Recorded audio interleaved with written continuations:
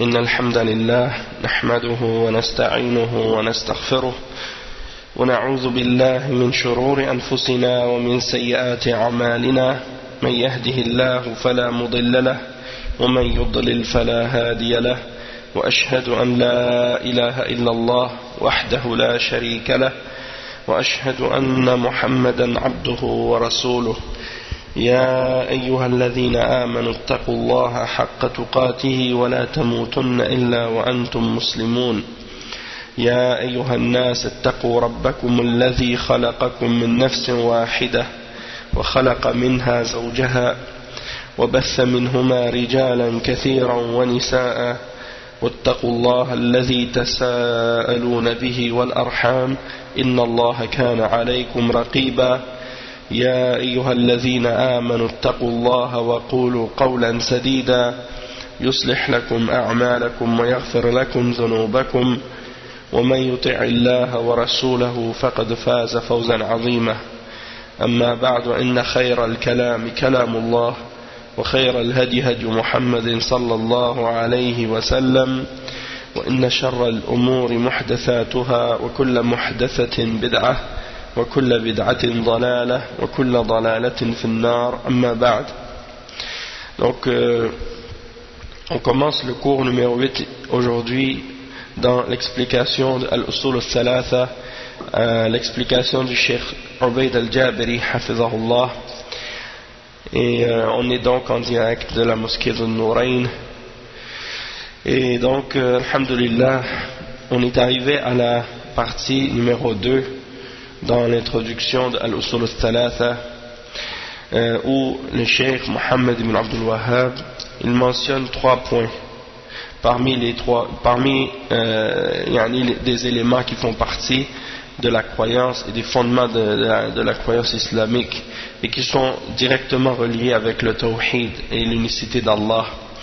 Donc dans les cours précédents on a parlé donc de ces trois points que le Cheikh a mentionnés, et on a dit que al-ula اعلم رحمك الله أنه يجب على كل مسلم ومسلمة تعلم هذه المسائل الثلاث والعمل بهن. الأولى أن الله خلقنا ورزقنا ولم يتركنا هملا. Donc la première des 3 choses, c'était de savoir que Allah c'est notre créateur, celui qui nous donne le risque, la subsistance, et qui ne nous a pas laissé sans devoir, sans obligation, sans responsabilité. Il nous a envoyé des messagers, et ceux qui obéissent à ces messagers-là entrent au paradis, et ceux qui désobéissent aux messagers entrent en enfer. On a expliqué ça. Le deuxième point, c'était à propos de l'unicité d'Allah dans l'adoration. C'est-à-dire que celui qui a été satisfait que rien ne mérite d'être adoré excepté Allah subhanahu wa ta'ala dans son adoration, Allah subhanahu wa ta'ala il n'agrée pas ou n'est pas satisfait qu'on lui associe quoi que ce soit dans son adoration, que ce soit un ange rapproché ou un messager envoyé. Et donc on a expliqué ce point-là. الثانية أن الله لا يرضى أن يشرك معه أحد في عبادته لا ملك مقرب ولا نبي مرسل. On a donné la preuve et on a expliqué ce point-là. Une très belle explication du Cheikh Ubayd à ce sujet. Et on est arrivé donc au point numéro 3. قال المصنف رحمه الله الثالثة أن من أطاع الرسول ووحد الله لا يجوز له موالاة من حاد الله ورسوله ولو كان أقرب قريب. والدليل قوله تعالى لا تجد قوما يؤمنون بالله واليوم الآخر يوادون من حاد الله ورسوله ولو كانوا آباءهم أو أبناءهم أو إخوانهم أو عشيرتهم أولئك كتب في قلوبهم الإيمان وأيدهم بروح منه ويدخلهم جنات تجري من تحتها الأنهار خالدين فيها رضي الله عنهم ورضوا عنه أولئك حزب الله ألا إن حزب الله هم المفلحون. نعم. Donc le troisième point est au sujet de Al-Wala wal-Bara. au sujet du fait d'aimer pour Allah et de détester pour Allah subhanahu wa ta'ala, et de ne prendre pour alliés que les mu'minines, et d'expliquer qu'il est obligatoire aux mu'mins de se désavouer de tous ceux qui font le shirk, peu importe qui ils sont, tous ceux qui s'opposent à Allah et à son messager, on doit s'opposer à eux et les détester pour Allah, même si ces gens-là font partie des gens les plus proches de notre famille et qui ont des liens de sang avec nous. Donc ça, c'est ce qui est expliqué dans ce point, qui est le point numéro 3 dans la deuxième partie de l'introduction de Cheikh Mohammed ibn Abdul Wahhab. Et ça, c'est un principe, al-wala wal-bara, qui est supporté par de nombreux versets dans le Coran et de nombreuses preuves dans le Coran et dans la Sunna. Il y a une série de versets qui supportent ce point-là et ce principe. Donc pour traduire qu'est-ce qu'on vient d'expliquer en français, on a expliqué un peu le sens, mais on va lire donc la traduction du sens du verset. C'est le verset 22 dans Surat Al-Mujadala, dans lequel Allah subhanahu wa ta'ala dit ce qui signifie: tu n'en trouveras pas parmi les gens qui croient en Allah et au jour dernier qui prennent pour amis ceux qui s'opposent à Allah et à son messager, fussent-ils leur père, leur fils, leurs frères ou les gens de leur tribu. Il a prescrit la foi dans leur cœur et les a aidés de son secours. Il les fera entrer dans des jardins sous lesquels coulent les ruisseaux, où ils y demeureront éternellement. Allah les agrée et il l'agrée, c'est-à-dire Allah est satisfait d'eux et eux sont satisfaits de lui. Et ceux-là sont en fait le parti d'Allah. Et le parti d'Allah est celui qui réussit, ou celui de ceux qui réussissent. Naam. Donc ça c'est le verset que le Cheikh a cité pour supporter ce point-là. On va lire maintenant l'explication de Cheikh Ubayd Hafidhahullah. Cheikh il dit: وهذه المسألة من أعظم قواعد الدين لتضمنها قاعدة الولاء والبراء. فالولاء الحب في الله والمناصرة فيه، والبراءة هو البغض في الله والمعاداة فيه. قال الشيخ المصنف رحمه الله في بعض رسائله: وأصل الدين وقاعدته أمران: الأولى الأمر بعبادة الله وحده والتحريض على ذلك والموالاة فيه وتكفير من تركه، والأمر الثاني النهي عن الشرك في عبادة الله والتغليظ في ذلك والمعاداة فيه وتكفير من فعله. Donc on va expliquer ce point. Donc Cheikh Ubayd il explique ici, il dit que cette question ici c'est en réalité un des plus grands principes de la religion, parce qu'il comprend la règle ou le principe qu'on appelle al-wala wal-bara. Al-wala wal-bara. Et ça c'est un principe fondamental dans l'islam. C'est une règle et un principe que malheureusement beaucoup de musulmans ignorent ou ne comprennent pas correctement. Et c'est un point et une règle et un principe qui est directement relié au tawhid, à l'unicité d'Allah. Donc c'est fondamental pour le croyant musulman de connaître ces règles-là et ce principe-là, parce que c'est relié directement avec les bases et les fondements de la foi islamique. Il n'y a pas d'excuse pour un musulman d'ignorer ça. Quelqu'un doit vraiment faire des efforts pour apprendre ce principe comme il faut et le comprendre comme il faut, et en particulier à notre époque, pour éviter de tomber dans certaines formes d'exagération et d'extrémisme dans ce fondement-là, comme les Khawarij par exemple, qui au nom de Al-Wala wal-Bara vont faire le takfir de gens qui sont musulmans croyants, hein, mais étant donné qu'ils sont dans des formes d'extrémisme dans la compréhension de ce principe-là, ils ne savent pas distinguer entre qu'est-ce qui est une forme de wala ou al-bara qui fait sortir de l'islam ou non.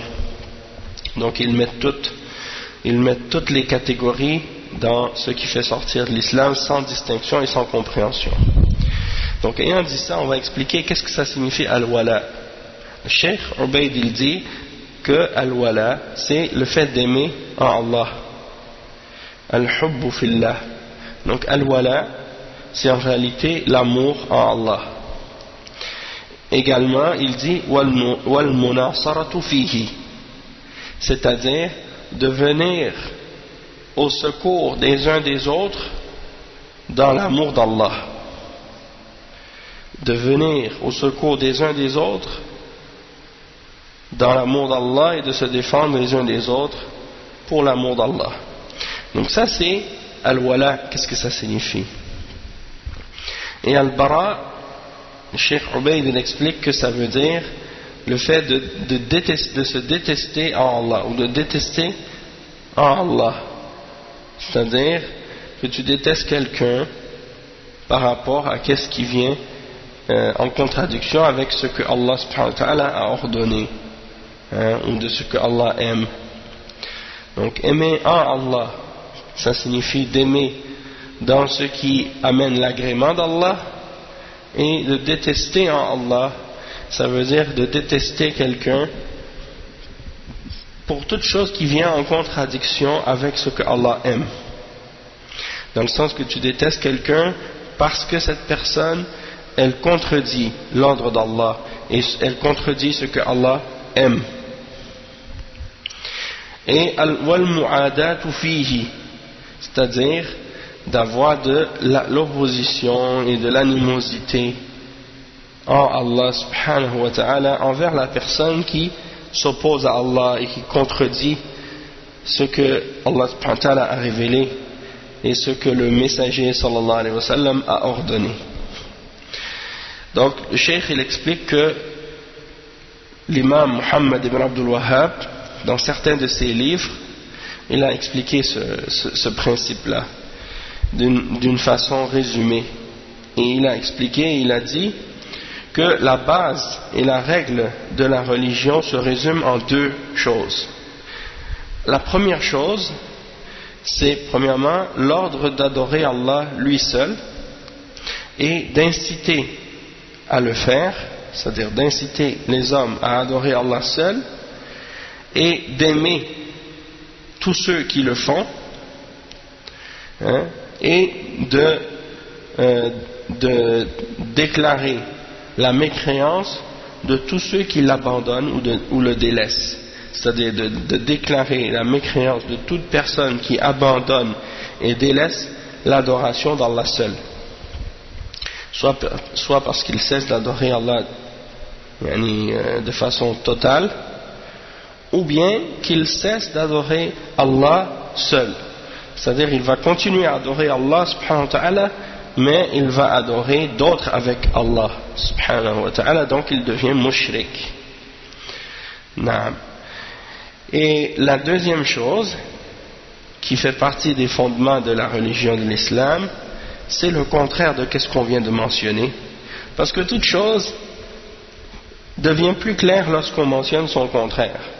Donc comme on a dit, la première chose c'était l'ordre d'adorer Allah lui seul, eh bien le contraire, la deuxième chose c'est le contraire, l'interdiction d'associer quoi que ce soit avec Allah dans l'adoration d'Allah, et d'être sévère dans cette interdiction-là, et de s'opposer et de détester toute personne qui associe, qui commet du shirk dans l'adoration d'Allah, et de déclarer la mécréance de toute personne qui le fait, c'est-à-dire toute personne qui a fait du shirk avec Allah et qui a associé dans l'adoration d'Allah. Et ça c'est tiré du livre Al-Wajibat Al-Mutahattimat. Donc, ayant dit ça, maintenant on va continuer l'explication du point qu'on est en train d'expliquer. الثالثة أن من أطاع الرسول ووحد الله لا يجوز له الحمد لله يهديكم الله ويصلح بالكم نعم لا يجوز له موالاة من حاد الله ورسوله ولو كان أقرب قريب. Donc la première partie de cette phrase, c'est-à-dire قوله أن من أطاع الرسول ووحد الله, c'est-à-dire que toute personne qui a obéi au messager et qui a unifié Allah subhanahu wa ta'ala, wahada, c'est le verbe d'unifier, wahada yuwahhidu, et on dit, c'est de là que vient le terme tawhid, wahada yuwahhidu tawhidan. Donc quiconque a obéi à Allah, comme on a mentionné dans le premier point, le premier point c'était sur l'obéissance d'Allah, puis le deuxième c'était sur l'unicité d'Allah dans l'adoration. Donc wa wahhad Allah, et donc le cheikh il explique, il dit al-ibadatu la tusamma ibada ala al-wajh as-sahih hatta yajtami'u fiha hadhan al-amran طاعة رسول الله صلى الله عليه وسلم وتعني تجريد المتابعة له وتوحيد الله يعني تجريد الإخلاص. Donc le cheikh il dit que l'adoration ne doit pas être appelée ou ne peut pas être appelée adoration de façon authentique ou correcte tant qu'elle ne réunit pas ces deux choses-là. Et les deux choses en question, c'est premièrement l'obéissance du messager sallallahu alayhi wa sallam, c'est-à-dire qu'on doit le suivre lui, le prophète Muhammad sallallahu alayhi wa sallam, exclusivement, dans le sens qu'on suit l'exemple du prophète Muhammad sallallahu alayhi wa sallam dans la façon dont on adore Allah subhanahu wa ta'ala, et on le suit lui exclusivement puisque c'est le dernier des messagers et c'est le dernier des prophètes sallallahu alayhi wa sallam. Et la deuxième chose qu'il faut que cette adoration-là possède pour qu'elle soit réellement une adoration, c'est qu'elle soit une adoration basée sur l'unicité d'Allah, c'est-à-dire qu'on rend l'adoration pure et exclusive à Allah seul et qu'on n'en offre pas une partie ou la totalité à autre que Allah subhanahu wa ta'ala. D'accord? Donc toute notre adoration doit être exclusivement et purement et entièrement pour Allah seul. Sinon, si on ne respecte pas ces deux conditions-là, notre adoration n'est pas en réalité une vraie adoration. Après, le cheikh explique, donc parce que peu importe la quantité aussi, ça c'est important de dire ça, peu importe la quantité d'adoration que tu fais, peut-être qu'il y en a des gens qui vont passer des nuits et des jours à adorer Allah sans arrêt, mais parce qu'ils n'adorent pas Allah selon la sunna du messager sallallahu alayhi wa sallam, leur action n'est pas acceptée, ou parce que peut-être qu'ils suivent l'exemple du prophète sallallahu alayhi wa sallam mais qu'ils ne font pas preuve d'ikhlas, c'est-à-dire ils ne sont pas sur le tawhid, ils n'ont pas purifié leur adoration pour qu'elle soit exclusivement pour Allah seul, et bien à cause de ça leurs actions ne sont pas valables. Donc il faut que les deux conditions soient réunies dans une adoration pour que Allah l'accepte.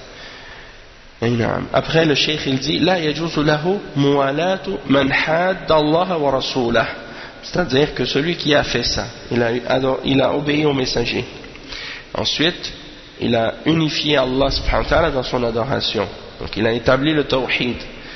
Qu'est-ce qu'il faut par la suite? Il dit il ne lui est pas permis d'aimer, de s'allier ou de prendre pour ami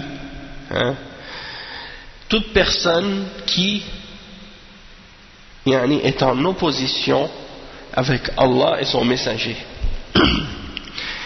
Et donc on n'a pas le droit d'aimer, de défendre et d'être en relation d'amitié avec toute personne qui est en opposition avec Allah et son messager. Le cheikh il explique ça, il dit al-muwalat hiya al-mahabba wa al-nusra fi Allah wa hiya al-muwadda لأن الحب في الله والبغض في الله قال صلى الله عليه وسلم من أحب في الله وأبغض في الله وأعطى لله ومنع لله فقد استكمل الإيمان. وفي الصحيحين عن أنس رضي الله عنه قال أن رسول الله صلى الله عليه وسلم قال ثلاث من كن فيه وجد حلاوة الإيمان أن يكون الله ورسوله أحب إليه مما سواهما وأن يحب المرء لا يحبه إلا لله وأن يكره أن يعود في الكفر بعد أن أنقذه الله منه كما يكره أن يقذف في النار. والشاهد من الحديث أن يحب المرء لا يحبه إلا لله فالبغض في الله يجب وإن كان مع أقرب الناس ما دام محادا لله ومعاندا شرع الله وإن كان أقرب الناس. Donc le cheikh il explique, il dit que l'amour, al-muwalat, c'est l'amour et le fait de défendre ou donner la victoire à quelqu'un dans ce qui plaît à Allah. Et en réalité c'est ça, c'est l'amour, c'est l'affection d'aimer. Et l'amour en Allah et le fait de détester en Allah, ça fait partie des choses fondamentales dans la foi. Le prophète sallallahu alayhi wa sallam, il dit dans un hadith qui est rapporté selon Abi Daoud et qui a été authentifié par Sheikh Al-Albani dans Sahih Al-Jami', il dit celui qui a aimé pour Allah et qui a détesté en Allah et qui a donné pour Allah et qui s'est abstenu de donner ou qui a retenu pour Allah, alors il a complété ou il a parfait la foi. Il a certes complété et parfait sa foi. Donc je répète encore une fois, celui qui a aimé en Allah et qui a détesté en Allah et qui a donné en Allah et qui a retenu ou qui a gardé pour Allah, eh bien il a complété et parfait sa foi. Et dans un autre hadith qui est rapporté dans Sahihain, Al-Bukhari et Muslim, le prophète sallallahu alayhi wa sallam a dit, selon Anas, il y a trois choses que si une personne les possède en lui, il va trouver la douceur de la foi. La première de ces trois choses, c'est que Allah et son messager sont plus aimés de lui que tout ce qu'il y a en dehors, dans le monde. Toute autre chose. Il aime Allah et son messager plus que toute autre chose. Donc ça c'est la première chose qui fait que la personne en question va trouver la douceur de la foi. La deuxième chose, c'est qu'il aime quelqu'un, il aime son frère, il aime une autre personne, mais il ne l'aime que pour Allah, uniquement pour ce qui amène l'agrément d'Allah. Donc ça c'est la deuxième chose qui fait que quelqu'un peut trouver la douceur de la foi. Et la troisième chose, c'est qu'il déteste retourner à la mécréance après que Allah l'en ait sauvé, comme il détesterait être jeté dans le feu. Il détesterait retourner, ou il déteste retourner à la mécréance après que Allah l'en a sauvé, comme il détesterait être jeté dans le feu. Et qu'est-ce qu'on veut tirer de ce hadith-là, du dernier hadith qu'on a cité? C'est que dans ce hadith-là, le prophète sallallahu alayhi wa sallam a dit, et que la personne, elle aime une autre personne uniquement pour Allah seul, c'est-à-dire pour rien d'autre que pour Allah. Elle aime cette personne en Allah, c'est-à-dire en ce qui amène l'agrément d'Allah. Le cheikh il explique, il dit donc d'aimer en Allah, c'est quelque chose qui est obligatoire, même si c'est quelque chose ou plutôt de détester en Allah, d'aimer et de détester Allah. Mais ici il cite de détester Allah, c'est quelque chose qui est obligatoire même avec les personnes qui sont les plus proches de nous, tant que ce sont des personnes qui s'opposent à Allah et à Allah et qui s'obstinent, qui s'acharnent contre la révélation d'Allah, même si c'est parmi les personnes les plus proches de notre famille. Bien entendu, comme le cheikh il l'explique ici, il dit qu'on doit détester la personne qui s'oppose à Allah, même si c'est notre père, même si c'est notre frère, même si c'est notre oncle, même si c'est peu importe quel membre de la famille. Donc si c'est le cas pour les gens qui sont dans notre famille, on doit les détester parce qu'ils aiment le shirk, parce qu'ils aiment le kufr, parce qu'ils aiment l'égarement. Donc ça c'est une obligation pour le mu'min. Et c'est quelque chose qui vient tout de suite, comme automatiquement en lui. C'est pas quelque chose qu'il a besoin de faire beaucoup d'efforts ou de se forcer à faire, parce que c'est parce que ça vient directement de sa foi. C'est pour ça que Allah subhanahu wa ta'ala il dit dans le verset La tajidu qawman. Il n'a pas dit que c'est quelque chose comme si en voulant dire n'aimez pas ceux qui opposent Allah et son messager. C'est pas comme s'il a dit n'aimez pas ceux qui opposent Allah et son messager dans le verset. Il a dit vous n'en trouverez pas. C'est comme si la tajidu, tu vas pas en trouver des gens qui croient en Allah et au jour dernier et qui en même temps aiment ceux qui s'opposent à Allah et à son messager. C'est comme si pour dire c'est impossible de trouver les deux en même temps. Tu peux pas croire en Allah et aimer Allah puis en même temps aimer ceux qui s'opposent à Allah et à son messager. C'est comme si c'est une contradiction. C'est quelque chose qui vient automatiquement en opposition avec la foi du croyant. Toutefois, bien entendu, il faut faire la distinction entre l'amour de quelqu'un, par exemple, qui est un amour naturel qu'il a pour ses parents, et l'amour du mushrik, à cause de sa religion et de son shirk. Ça, c'est deux choses différentes. C'est-à-dire que Allah subhanahu wa ta'ala, il a mis dans le cœur de l'homme cette affection envers ses parents, envers certains proches, envers sa femme. Si sa femme n'est pas musulmane ou si ses parents ne sont pas musulmans, il y a cette affection-là, et ça c'est naturel, et Allah subhanahu wa ta'ala, il ne va pas blâmer quelqu'un d'avoir ce genre d'affection-là ou ce genre d'amour, puisque ce n'est pas quelque chose qu'il contrôle en réalité. Mais par contre, il déteste Allah subhanahu wa ta'ala dans le sens qu'il déteste leur shirk, il déteste leur kufr, et il s'oppose à leur croyance d'égarement et de mensonge et de fausseté. Donc si quelqu'un par exemple il est marié avec une femme qui est juive ou chrétienne, c'est certain que l'islam a permis ça, et c'est certain qu'il y aura probablement certains attachements entre cet homme et cette femme, puisque c'est naturel pour un homme d'être attaché à sa femme et d'avoir une certaine affection pour elle et d'avoir un certain amour pour elle, mais ça c'est quelque chose de naturel.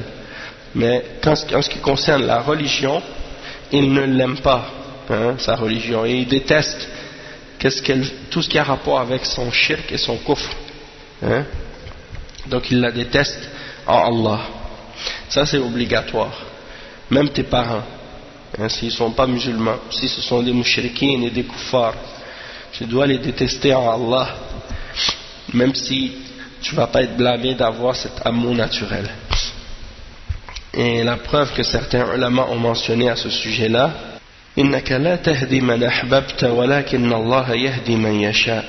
C'est-à-dire tu ne vas pas guider, innaka la tahdi man ahbabta, tu ne peux pas guider celui que tu aimes, walakin Allah yahdi man yasha, mais Allah guide qui il veut. Et ça, ce verset a été révélé à propos de l'oncle du prophète Muhammad sallallahu alayhi wa sallam. Et c'est l'explication des ulama, comme l'imam al-Tabari et d'autres ont expliqué, que ça veut dire soit deux choses. La première chose, innaka la tahdi man ahbabt, c'est-à-dire man ahbabta hidayatahu. Man ahbabta hidayatahu, c'est-à-dire tu ne peux pas guider celui dont tu aurais aimé la guidance, ou celui dont tu aurais aimé qu'il soit guidé. Ça, c'est une explication du verset. Mais Allah guide qui il veut. Donc, man ahbabta ay ahbabta hidayatahu. Donc, celui dont tu aurais aimé la guidance. La deuxième explication, c'est innaka la tahdi man ahbabta mahabbatan tabi'iyya. Celui que tu as aimé, tu ne peux pas guider celui que tu as aimé d'un amour naturel, pas l'amour religieux. Donc il faut faire la distinction entre l'amour religieux et l'amour naturel. L'amour naturel qui n'est pas blâmé, puis l'amour qui est religieux, qui est basé sur la foi, et donc ça c'est quelque chose qui est blâmable si tu l'as pour un mushrik ou un kafir. Ayant dit ça, on va continuer, Inch'Allah. Le Cheikh il dit واستدل الشيخ بهذه الآية من سورة المجادلة لا تجد قوما يؤمنون بالله واليوم الآخر. لا تجد الخطاب أولا لرسول الله صلى الله عليه وسلم وأمته تبعا له في هذا الخطاب. لا تجد قوما يؤمنون بالله واليوم الآخر يوادون من حاد الله ورسوله. قال يوادون يعني لا يمحضون أهل الكفر، لا يمحضون أهل الكفر ولا يمحضونهم المودة، قد يتعاملون معهم ولكن لا مودة بينهم، لأن المودة لأعداء الله تنقض قاعدة الولاء والبراء. لا تجد قوما يؤمنون بالله واليوم الآخر يوادون من حاد الله ورسوله ولو كانوا آباءهم أو أبناءهم. يعني هذا بقية الآية. فيقول الشيخ عاما كائنا من كان، وإن كان أقرب الناس كالآباء والأبناء والإخوة والعشيرة. وهذا الأصل الأصيل، يعني قاعدة الولاء والبراء، لا يفقهها حق الفقه إلا أهل السنة والجماعة، جعلنا الله وإياكم منهم في الحياة وبعد الممات، فالموادة غير التعامل. Donc on va lire l'explication ici, c'est très important. Donc le cheikh explique, il dit que le cheikh Mohammed ibn Abdul Wahhab, il a utilisé le verset 22 dans Surat Al-Mujadala comme preuve, dans lequel Allah subhanahu wa ta'ala dit ce qui signifie tu ne trouveras pas un peuple qui croit en Allah et au jour dernier. Donc quand il dit tu ne trouveras pas, il dit ça c'est un discours qui est adressé premièrement au messager d'Allah sallallahu alayhi wa sallam, et par la suite qui s'adresse à toute la Ummah. Allah s'adresse par la suite s'adresse au prophète et à toute la Ummah en entier par ce discours.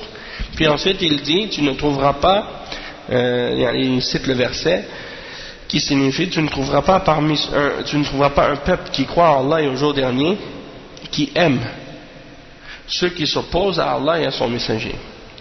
Donc le cheikh il dit ici qui aime, c'est-à-dire que eux ils aiment, c'est-à-dire tu n'en trouveras pas. C'est pas possible que des gens de la foi donnent un amour sincère et complet et de l'affection aux gens de la mécréance, de la perversité et du péché et de la désobéissance à Allah. Ils ne peuvent pas leur offrir l'amour. C'est possible qu'ils aient avec eux des interactions C'est possible qu'il travaille avec eux, qu'il ait des relations avec eux, soit des relations économiques, des échanges économiques, des échanges diplomatiques, des échanges politiques ou des choses de ce genre. Ça c'est possible. Mais de l'amour entre les deux, de l'amour religieux entre les deux, non, ça c'est pas possible. C'est pas possible pour les croyants d'aimer les ennemis d'Allah, parce que cela vient en opposition avec la règle de al-wala wal-bara. Donc c'est comme on expliquait tout à l'heure. Et le cheikh il dit ensuite, donc tu ne trouveras pas un peuple qui croit en Allah et au jour dernier, qui aime celui qui s'oppose à Allah et à son messager. Et ça c'est général. Qui aime ceux qui s'opposent à Allah et à son messager, peu importe qui ils sont, même si ce sont les gens les plus proches de la personne en question, même si ces personnes-là sont ses parents, ses frères, ses fils, sa famille. Et ça c'est un fondement et une règle de base. Donc si c'est le cas pour les proches, que dire des étrangers? C'est encore plus pire, parce qu'en principe on a des liens d'affection plus forts envers ceux qui sont proches de nous et moins envers les étrangers. Et si Allah nous interdit d'aimer ceux qui sont proches de nous dans leur mécréance et dans leur kufr et leur shirk, alors que dire des mushrikines et des kuffars qui sont plus éloignés de nous, Donc ça c'est clair. Et le cheikh il dit que cette règle de al-wala wal-bara, il n'y a personne qui la comprend correctement excepté les gens de Ahl Sunnati wal Jama'a, les Salafiyoun. Et il dit que Allah fasse que nous soyons, ainsi que vous-même, dans cette vie et dans l'autre, parmi ceux-là. C'est-à-dire qu'il fasse de nous des gens de la Sunna et de la Jama'a, dans cette vie et dans l'au-delà. Donc il faut faire comprendre aux gens, et il faut comprendre pour nous-mêmes aussi, que l'amour c'est pas la même chose que l'interaction et la façon dont on agit avec les gens. Parce qu'il y a des ignorants, des khawarij, des takfiriyin à notre époque, qui pensent que on n'a pas le droit d'avoir aucune interaction avec les kuffars dans aucun cas. Et ils pensent que d'avoir des alliances politiques ou économiques ou diplomatiques avec des kuffars entre les pays musulmans et les pays non musulmans, ils pensent que ça c'est quelque chose qui contredit ou qui vient en opposition avec al-wala wal-bara, alors que c'est pas le cas, puisque le prophète Mohammed sallallahu alayhi wa sallam avait des ententes avec les kuffars et les mushrikines, avec les juifs et les idolâtres, avec les chrétiens et autres. Donc, le fait que le prophète sallallahu alayhi wa sallam ait fait ces ententes et ces alliances, eh bien, c'est la preuve que c'est pas quelque chose qui vient détruire la foi et les fondements de la religion, mais que c'est quelque chose qui est permis dans la religion musulmane. Qu'est-ce qui est interdit et qu'est-ce que signifie de prendre pour alliés les mushrikines et les kuffars? C'est-à-dire lorsque tu les aimes dans leur mécréance et que tu es d'accord avec leur mécréance et avec leur kufr, avec leur shirk, alors là, dans ce cas-là, ça c'est quelque chose qui vient en opposition avec les fondements de la foi. Mais de simplement avoir des interactions avec eux, de signer des ententes de paix avec eux, de signer des ententes économiques avec eux, de vendre et d'acheter avec eux, ça, il n'y a rien qui vient en contradiction dans l'islam avec ça. Malheureusement, certains jeunes, ils lisent des versets dans le Coran, comme le prophète sallallahu alayhi wa sallam a dit à propos des Khawarij, Ahdathul Asnan, Sufaha'ul Ahlam. Ce sont des jeunes rêveurs et qui sont faibles d'esprit. Ils sont pas intelligents, ils comprennent pas les choses comme il faut. Donc ils prennent les versets et comme le prophète sallallahu alayhi wa sallam a dit à propos des Khawarij, yaqra'una al-Qur'an la tujawizu hanajirahum. Ils récitent le Coran mais ça ne dépasse pas leur clavicule. C'est-à-dire ils lisent le Coran sans compréhension. وَيَمْرُقُونَ مِنَ الْإِسْلَامِ مُرُقَ السَّهْمِ مِنَ الرَّمِيَّةِ. Ils sortent de la religion, ils quittent l'islam de la même manière qu'une flèche quitte son arc lorsqu'elle est lancée, et elle passe à travers sa proie, elle passe à travers sa proie. Donc à cette vitesse-là, il quitte l'islam. On voit aucune trace sur la flèche, tellement elle est passée à travers rapidement. Tout ça, c'est des exemples de ce que le prophète sallallahu alayhi wa sallam a dit à propos des Khawarij, et ça s'applique à eux parfaitement à notre époque. Les différents groupes de bid'a et d'égarements parmi les takfiriyin, les Khawarij de Daesh, ou bien les groupes qui sont alliés avec Daesh, ou bien Al-Qaïda, ceux qui ont suivi Ben Laden, Al-Zawahiri et autres. Donc tous ces groupes-là, de toutes ces tendances, peu importe le nom qu'ils se donnent dans le monde, sont sur la tendance des Khawarij. Et ils font le takfir sans preuve et sans connaissance. Et ils ne se réfèrent pas aux ulama pour savoir qu'est-ce qui est kufr ou non, même qu'ils font le takfir des ulama. Allah al-Musta'an.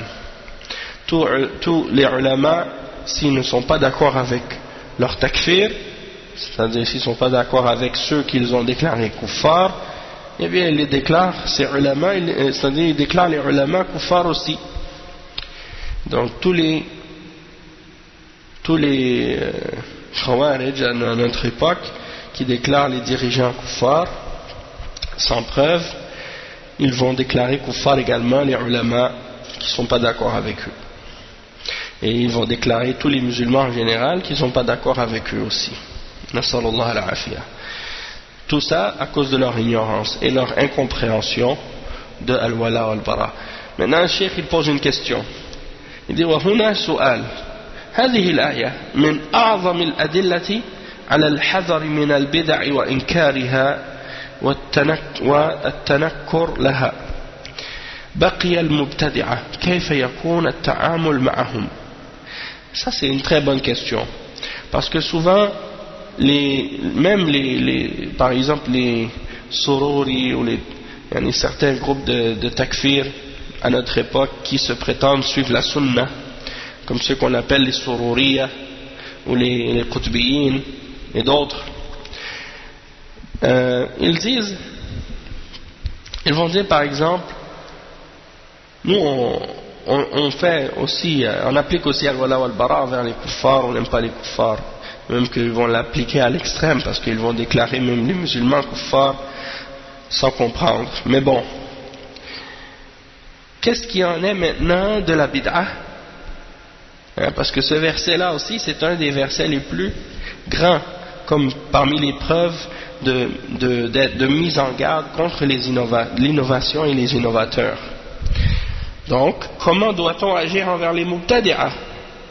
Donc, tu vois que ces takfiriyin à notre époque, eh bien, c'est les premiers à se mettre en défense des mubtadi'a et des groupes de bid'a et des hizbiyin.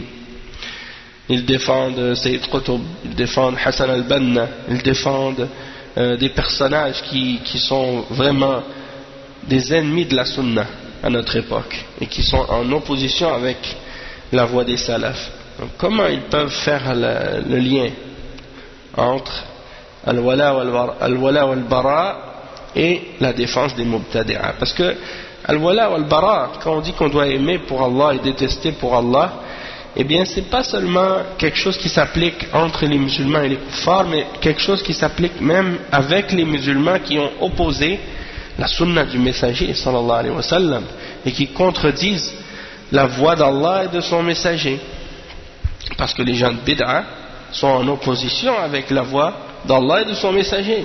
Donc comment vous appliquez ou vous prétendez appliquer al-wala wal-bara, mais quand c'est le temps de l'appliquer envers les gens de bid'a et les sectes et les groupes comme les frères musulmans, comme les chiites rafida contre les asha'ira, les qadariya, les mu'tazila, les jahmiya, les jamaat tabligh, les soufiya, les hululiya, et ainsi de suite. Ça, vous ne l'appliquez pas envers eux. Mais ça, c'est une contradiction. Donc, le cheikh, il explique ça maintenant. Il dit, Al-bid'atu thalathatu asnaf. Il dit, la bid'a, elle est en trois catégories. Trois catégories. أولا مكفرة كبدعة الرفض والتجهم والحلول ووحدة الوجود. ثانيا مفسقة كبدعة الاعتزال والتمشعر. وثالثا دون ذلك كالذكر الجماعي. Donc le cheikh il dit que la bid'a se divise en trois catégories. La première catégorie de bid'a, c'est la bid'a qui est mukaffira. Mukaffira, il y a le mot takfir dedans, il y a le mot kufr. Mukaffira, c'est-à-dire la bid'a qui fait tomber la personne qui le commet dans la mécréance, parce que c'est une bid'a qui est shirk majeur, dans laquelle il y a un shirk majeur ou un kufr qui est majeur dedans. Et il cite comme exemple la bid'a du rafd, bid'atul rafd. Et bid'atul rafd, c'est la bid'a des Rafidah. Et les Rafidah, c'est une des sectes parmi les sectes des Shia. Les Rafidah ont plusieurs noms. Et parmi leurs noms, on les appelle Rafidah. On les appelle également Ithna Ashriya, parce qu'ils croient en 12 imams. Des fois en français, certains islamologues ou certains écrivains francophones, ils les appellent les duodécimains pour faire plus intellectuel. Duodécimains pour dire 12. Et il y a aussi d'autres noms. Parmi les noms qu'on les appelle aussi, on les appelle les imamiyya. Al-Shia al-Imamiyya, parce qu'ils croient en leurs 12 imams.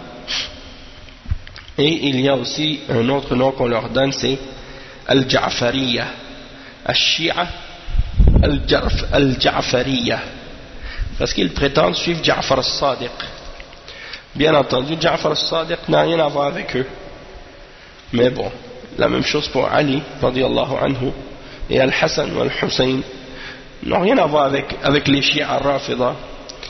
Mais eux prétendent le suivre. La même chose que les chrétiens, ils n'ont rien à voir avec Isa, ibn Maryam, mais ils se disent quand même suivre Isa. Mais c'est pas parce que quelqu'un prétend suivre une personne qu'il est réellement en train de le suivre. La preuve avec les Rafidah, qui se prétendent Ja'fariyya, n'ont rien à voir avec Ja'far, n'ont rien à voir avec Ali, radiyallahu anhu, ils n'ont rien à voir avec Al-Hassan ou Al-Hussein, radiyallahu anhum.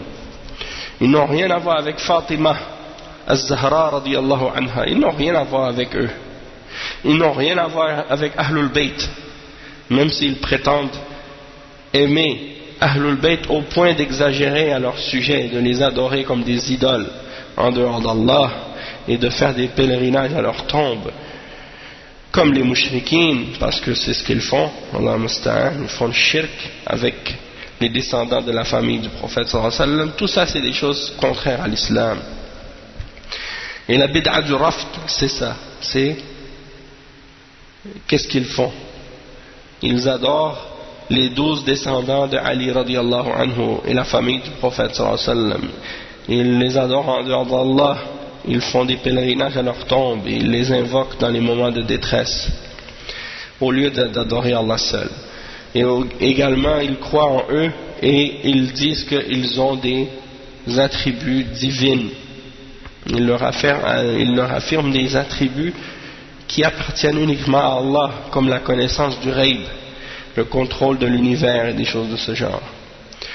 Également ils insultent les sahaba, ils déclarent les sahaba kuffar, en commençant par les plus grands d'entre eux, Abu Bakr, Omar et Uthman radiyallahu anhum, ainsi que les femmes du prophète Muhammad sallallahu alayhi wa sallam, en commençant par Aïcha radiyallahu anha. Ils les insultent et ils les déclarent kuffar parce qu'ils prétendent qu'ils ont volé le khilafa de Ali radiyallahu anhu. Tout ça c'est des mensonges. Tout ça c'est des mensonges de leur part. Et ça fait partie des exemples de leur kufr, le kufr des Rafidah. Et également ils ne croient pas au Coran que nous avons. Ils disent qu'il y a un autre Coran qu'ils appellent le Mushaf de Fatima, et que le Mahdi va venir à la fin des temps pour révéler, comme s'il va le faire paraître. Et dedans il y a la mention de Ali. C'est ça ce qu'ils prétendent. Qatalahumullah. Donc ça c'est des exemples de leur kufr. La même chose aussi pour ce qu'on appelle al-Jahmiya. Le Cheikh il dit at-Tajahhum. La bid'a de at-Tajahhum c'est quoi? C'est la bid'a de Jahm ibn Safwan qu'il a pris de Ja'd ibn Dirham, c'est-à-dire de nier tous les noms et les attributs d'Allah. Donc il nie tout ce qui est mentionné dans le Coran et dans la Sunna à propos d'Allah comme nom et comme attribut, et ils disent que tout ça c'est symbolique, c'est allégorique, et ils disent que la seule chose qu'on peut dire à propos d'Allah c'est qu'il existe et rien d'autre. Donc ça il n'y a pas de doute que c'est de la mécréance, c'est du kufr. Il mentionne aussi une autre bid'a qu'on appelle al-bid'atul hulul, ou bien al-hululiyya. Al-hulul, c'est ceux qui croient que, parmi les soufiyyin, ils croient que Allah subhanahu wa ta'ala rentre dans certains de ses serviteurs et certaines de ses créatures lorsqu'elles sont devenues très pieuses, après avoir fait des exercices spirituels très élevés. En fait ce sont des bid'ah et des danses et des chants et des mouvements, et qu'est-ce qu'ils appellent eux du dhikr, qui n'a rien à voir avec le dhikr de l'islam, c'est plutôt le dhikr du shaitan qu'ils font. Nasallallahu al-afiyah. Ils se prosternent devant leur cheikh, ils tournent en rond, ils sautent, ils dansent, ils se balancent par en avant et par en arrière, et ils font ça au son de la musique et des tambours et des chansons. Il y a beaucoup d'autres choses de ce genre. Ils se privent de manger, ils s'isolent, ils se marient pas, ou ils restent loin des femmes, des choses comme ça. Tout ça pour qu'ils atteignent un degré où ils pensent qu'ils sont devenus un avec Allah, que Allah devient un avec eux. Donc ça c'est qu'est-ce qu'ils appellent al-hulul. Et il y a wahdatul wujud, qui est al-hulul al-am pour eux. C'est-à-dire que lorsque le soufi regarde le monde, il doit croire que tout ce qui existe c'est Allah seul, et que tout est Allah. Il ne doit plus voir de différence entre le créateur et la créature, parce que pour eux il n'y a qu'une seule existence, et c'est l'existence d'Allah. Et toutes les choses qui nous paraissent autour de nous comme faisant partie des créatures d'Allah sont en réalité des illusions. Il y a juste Allah qui existe. Et ça, il n'y a pas de doute que c'est du shirk et du kufr.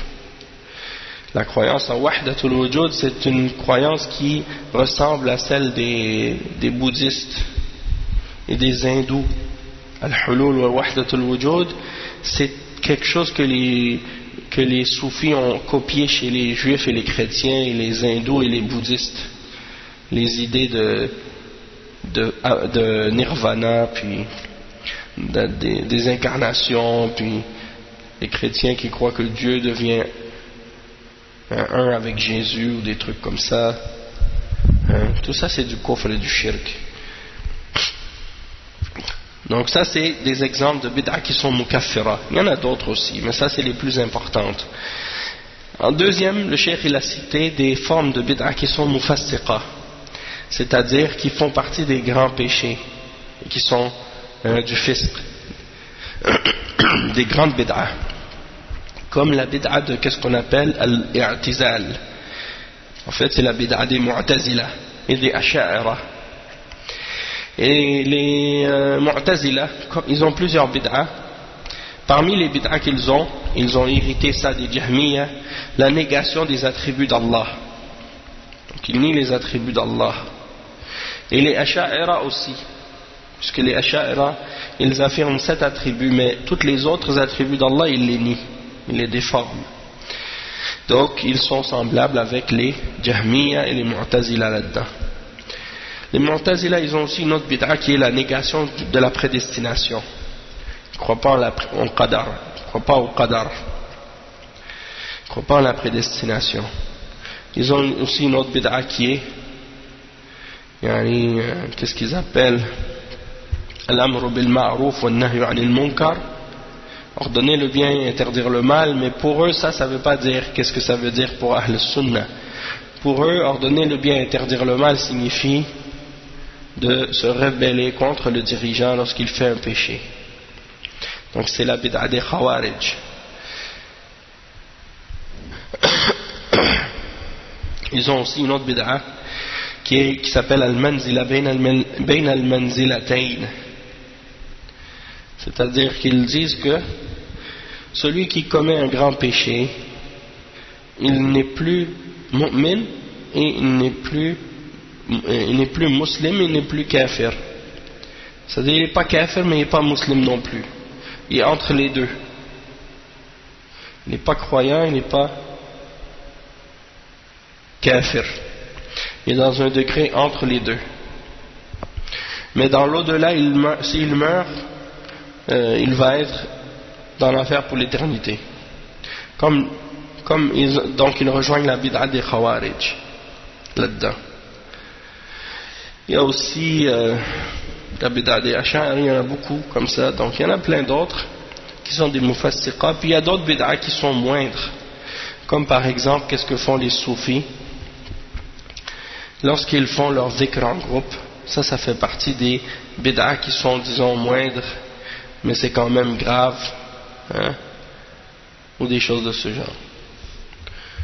Donc il y a des bid'a qui sont plus petites, moins graves, mais il ne faut pas dénigrer la gravité de la bid'a parce qu'elle n'est pas mufassiqa ou parce qu'elle n'est pas mukaffira, de dire si c'est pas fisq ou kufr, c'est pas grave de faire des bid'a. Non, parce que les petites bid'a, elles amènent à faire des grandes par la suite.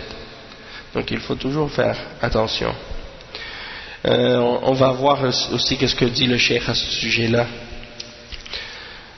Cheikh Ubayd il dit ici: هذا هو فقه البدعة الذي بينه السلف. فالبدعة المكفرة الأمر فيها واضح أنها مكفرة، وهذا أظنها لا تحتاج إلى وقفة ما دامت مكفرة، فالكل متفق على إنكارها، وإنما الخلاف اليوم في البدع المفسقة وما دون ذلك. Donc le cheikh il dit que la bid'a, c'est comme ça qu'elle a été divisée chez les salafs, et il dit que la bid'a qui est mukaffira, c'est très clair parce qu'elle est mukaffira, elle rentre dans la mécréance. Et il dit, je ne crois pas qu'on a besoin de s'arrêter longtemps sur ça, puisque c'est une bid'a qui est kufr. Donc tout le monde est d'accord pour la condamner. Mais la divergence aujourd'hui, c'est surtout au sujet de la bid'a qui est mufassiqa et celle qui est moindre. Celle qui est mufassiqa, c'est-à-dire qui fait partie des grands péchés, ou qui est moindre.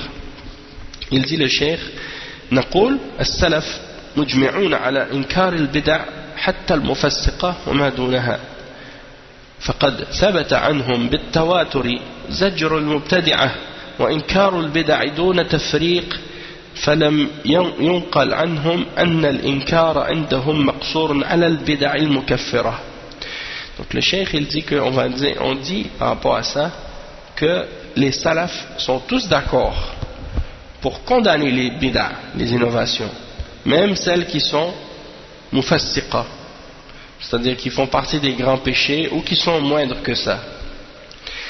Et cela a été rapporté par tawatur, c'est-à-dire par un très grand nombre de rapporteurs parmi les salafs, qu'ils ont tous condamné et blâmé les mubtadi'ah, et qu'ils ont condamné les innovations sans faire de différence et de distinction entre elles.